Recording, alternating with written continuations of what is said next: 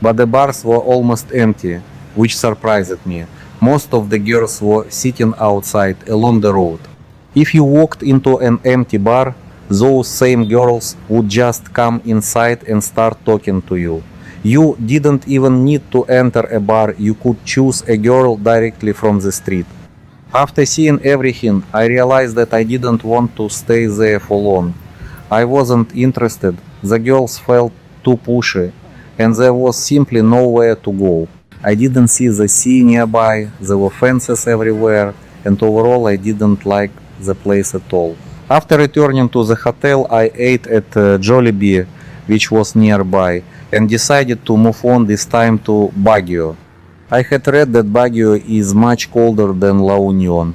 Unfortunately, I didn't have any warm clothes, and I seriously underestimated that. Once again, I took Victory Liner. The trip took about 2 hours with constant traffic. When I arrived in Baguio, I immediately realized it would be difficult for me. It was really cold. I checked into a hotel, but there was no heating, no heater, nothing. Even taking a shower was a challenge because of the cold. I actually liked the city itself. I visited SM Baguio, walked around the park, strolled along the lake, and checked out the main tourist spots.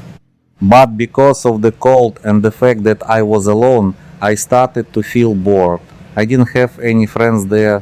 I was just walking around, wandering through the city, and I realized I wouldn't stay there for long. The next day, I decided to leave.